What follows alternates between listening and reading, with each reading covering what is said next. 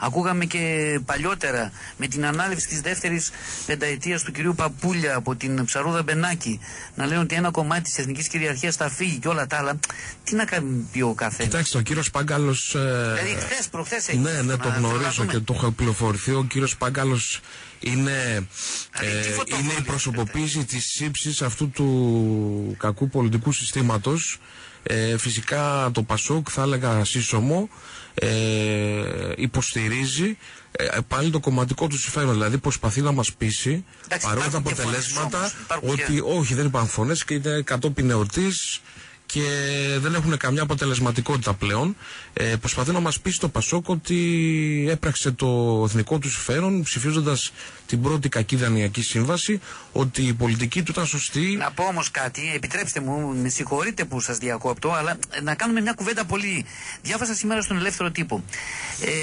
Υπάρχει ένα κύμα διαμαρτυρίας στο εσωτερικό του ΠΑΣΟΚ και η χθεσινή δήλωση του κυρίου Λοβέρδου, διότι δεν πρέπει να είμαστε απόλυτοι, έλεγε ότι το ΠΑΣΟΚ πρέπει να στηρίξει μεταεκλογικά τη Νέα Δημοκρατία αν είναι πρώτο κόμμα στις εκλογές. Δηλαδή υπάρχουν και κάποιοι υγιείς αυτό γίνεται στην προσπάθεια του ΠΑΣΟΚ να εξηλαιωθεί και να δείξει ότι έχει ένα ποιοτικό πρόσωπο και ότι έμαθε από τα λάθη του.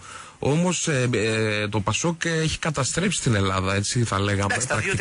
Τα δύο τελευταία ήταν ασυντόνιστο, πήρε αποφάσεις έναντι του ελληνικού λαού ερήμην του, χωρίς να κάνουν τα στοιχειώδη, τα αυτονόητα, δηλαδή να διαβάσουν το μνημόνιο. Θεωρώ ότι ήταν καταστροφική η πολιτική του ΠΑΣΟΚ και ακόμη πιο καταστροφικό ήταν να μας πείσουν ότι μετά αυτά ας πούμε, που κάνανε οι πολιτικές πράξεις, οι πολιτικές αποφάσεις να πάρουν αφήσεις αμαρτιών, οι πολιτικές τους πράξεις ήταν ορθές. Θεωρώ ότι το ΠΑΣΟΚ επέφερε, όντας διαλυμένο, επέφερε και αυτή τη διάλυση στην ελληνική κοινωνία. Και αυτό ιδίως στις μικρομεσαίες επιχειρήσεις που είπα λίγο πριν. Καλά, σε όλη την οικονομία. Εγώ θα ήθελα όμως να συμπληρώσω κάτι. Κάτι το οποίο θα πρέπει να ξεκαθαρίσουμε τα πράγματα στους Ευρωπαίους εταίρους και φίλους μας.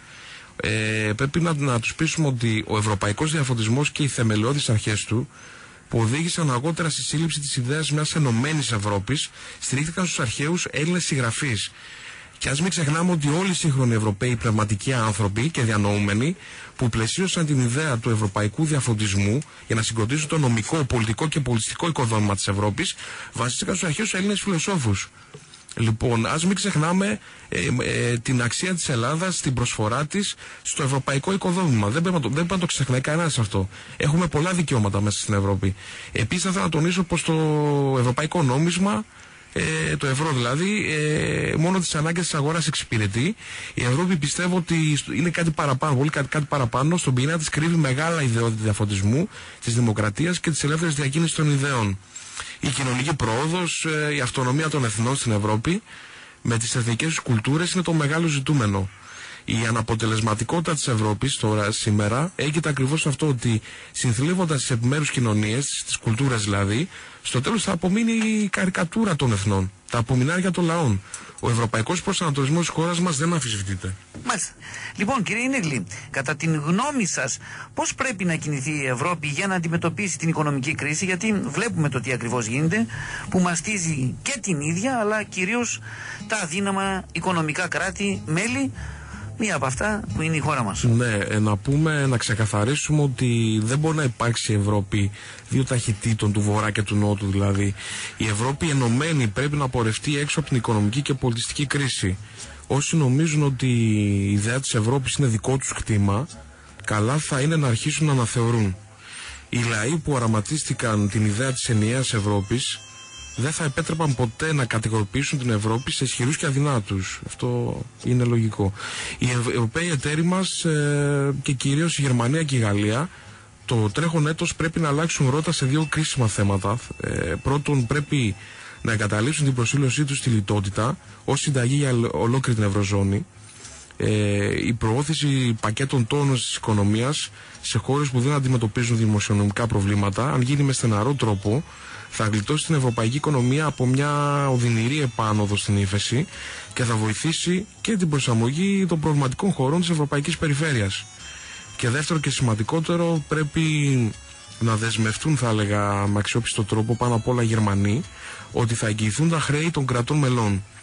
Μέχρι να γίνει αυτό, οι αγορές θα συνεχίζουν να πιέζουν, τα επιτόκια θα συνεχίσουν να ανεβαίνουν και η ρευστότητα θα συνεχίσει να στερεύει. Όσον αφορά στην Ελλάδα, μας ενδιαφέρει άμεσα, τα νέα μέτρα του δεύτερου μνημονίου δεν πρέπει να συνίστανται σε νέους φόρους και οριζόντιες περικοπές. Κάτι το οποίο έχει ζητήσει η Νέα Δημοκρατία και λέει έως εδώ και μην παρέκει. Εδώ και 2 χρόνια το ζητάει, ναι. Πρέπει, θα λέγαμε, επιτέλους το μαχαίρι να μπει βαθιά στις αιστείες σπατάλης του δημοσίου, να υπάρξουν απολύσεις εργαζομένων σε δημόσιους φορείς που θα κλείσουν και να γίνουν τα δύνατα δυνατά να περιοριστεί δραστικά η φοροδιαφυγή. Να τρέξει η χρηματοδότηση των ευρωπαϊκών προγραμμάτων για να χρηματοδότηση των ελληνικών τραπεζών, ώστε να εξασφαλιστεί η ρευστότητα στην Ελλάδα και να προχωρήσει ταχύτερα το ΕΣΠΑ.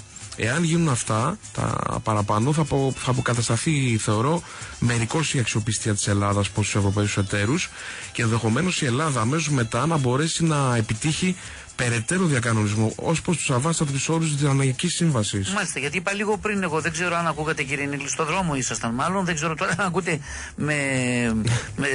με το κινητό σας. Είπε ότι ως 500.000 ευρώ η χρηματοδότηση και θα υπάρχει ανάσταση μικρές, πολύ μικρές και μεσαίες επιχειρήσεις που επιδιώκει να δώσει αυτό το ελληνικό τραπεζικό σύστημα. Αυτή η σημερινή ήταν η επισκόπηση, το οποίο κάτι είπα στον αέρα, αλλά και αυτό που ζητάει η Νέα Δημοκρατία, χαμηλό συντελεστή φορολόγησης, είναι κάτι το οποίο είναι σημαία. Σίγουρα, πρέπει να γίνουμε ανταγωνιστικοί, πρέπει να προσελκύσουμε επενδύσεις, πρέπει να αρχίσει η οικονομία να κινείται.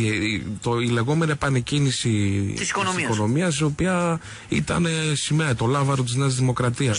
Τα βρίσκουμε μπροστά μας. Πλέον πρέπει να κάνουμε τα βήματα ανάπτυξης για να δείξουμε ότι τελικά είμαστε πρόθυμοι να συνεργαστούμε, να εφαρμόσουμε το πρόγραμμα, ναι μεν όμως χωρίς να καταστραφεί η Ελλάδα, να κάνουμε τις κινήσεις, να πάρουμε τα σωστά μέτρα τόνωσης της οικονομίας και έτσι να αποφύγουμε, θα λέγαμε, και στο μέλλον κάποια μελλοντικά μέτρα που έρχονται, γιατί ξέρετε ότι το δεύτερο μνημόνιο, αν δεν βγει στα ορισμένα σημεία, θα αναγκαστεί η κυβέρνηση πάλι να πάρει πρόσθετα μέτρα, που αυτά τα μέτρα μάλλον θα συνίστανται σε οριζόντιες περικόπες. Αυτό πρέπει να το αποφύγουμε.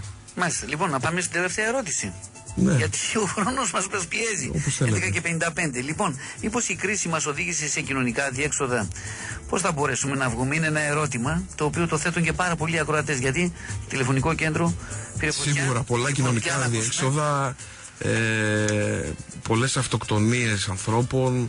Σίγουρα το μνημόνιο άλλαξε τη ζωή μας ποικιλοτρόπως, δηλαδή βλέπουμε ότι έχει επηρεάσει τα πάντα, την ψυχολογία μας, την τσέπη μας, το να κάνουμε μια βόλτα έξω στην αγορά, το να καταναλώσουμε, είναι ένας γολγοθάς που τραβάει η ελληνική κοινωνία. Εγώ πιστεύω ότι θα πρέπει να βρούμε τον καλό μας σε αυτό, είναι το δικό μου σύνθημα. Είναι ανάγκη να βγάλουμε τον καλό μας σε αυτό, τον δημιουργικό. Ο μαζικός φόβος, η ιστερία της στέρησης πρέπει να μετρηθούν με τις δυνάμεις της προόδου, της δημιουργίας, της αισιοδοξίας. Θεωρώ ότι η δική μας... κακό μόνο με το καλό χτυπιέται. Σίγουρα θετική σκέψη, αλλά βέβαια και ουσιαστικές πολιτικές που θα έρθουν σε σύγκρουση με τα παλιά πεπραγμένα. Πρέπει να πάρουμε πρωτοβουλίες, πρέπει να δούμε πώς θα προχωρήσουμε βήμα-βήμα για να φτάσουμε σε έναν στόχο, ο οποίος θα είναι η διάσωση της Ελλάδας και της ελληνικής κοινωνίας. Κατά κάποιο τρόπο όλοι μαζί μπορούμε. Να το σύνθημα βγήκε μέσα από την εκπομπή, κάπως έτσι. Ναι, και από το σύνθημα της Νέας Δημοκρατίας, οι Έλληνες μπορούμε. Είναι πάλι ένα βήμα μπροστά η Νέα Δημοκρατία. Θεωρώ ότι η δική μας η ράτσα ελληνική έχει αρετές που πρέπει να αναδειχθούν τώρα στους χαλεπούς αυτούς καιρούς που ζούμε. Η αυτοκαταστροφή, η υποβόσκουσα βία, αν και κάποιες φορές εκφράζεται φανερά, με τα μαζικά λαϊκιστικά πολιτικά τσιτάτα, είναι ανάγκη να εγκαταλειφθούν. Η ευημερία, η πρόοδος, η ενίσχυση των θεσμών, η σταθερότητα είναι ενάντια στην προχειρότητα της επιχειρηματικότητας, στην ανεύθυνη σπατάλη, στην ανομία, στη συνδικαλιστική νοοτροπία, κακή συνδικαλιστική νοοτροπία, στην αυθαιρεσία και στην ελάχιστη προσπάθεια που καταβάλει ο καθένας μας για καλύτερες της κοινωνίας μας.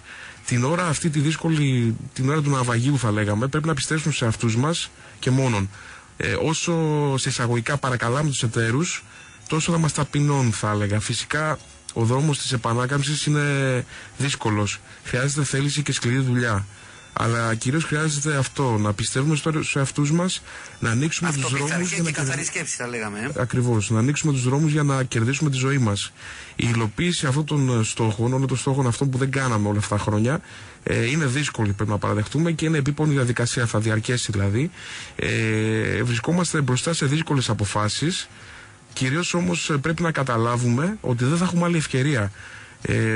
Ό,τι διαφορετικό θα είναι εθνικά και κοινωνικά καταστροφικό. Βρισκόμαστε σε εθνικό συναγερμό, στο κόκκινο δηλαδή. Βρισκόμαστε στην ώρα των μεγάλων αποφάσεων. Εγώ αυτό που θα έλεγα εν κατακλείδη είναι το εξής, ότι μπαίνουμε σε νέα εποχή. Η νέα εποχή απαιτεί γερά θεμέλια, οριστικές ρήξεις με το παρελθόν σε πολλά επίπεδα και με το βλέμμα στραμμένο στο μέλλον. Μάλιστα. Λοιπόν, για να δούμε τι θα δούμε λοιπόν. Κύριε Ίνεγλη, θέλω να σας ευχαριστήσω από καρδιάς γιατί ήσασταν εδώ μαζί μου σήμερα, Παρασκευή 24 Φεβρουαρίου του 2012. Να πούμε ότι όλη η κουβέντα που έγινε με τον κύριο Ανέστη Ίνεγλη θα αναρτηθεί στο site, στο πόρταλ του ραδιοφώνου μας, www.enimerasi922.gr. μετά το μεσημέρι, όποιοι δεν ακούσαν τον κύριο Ίνεγλη, καλό είναι να τον ακούσουν και να βγάλουν συμπεράσματα.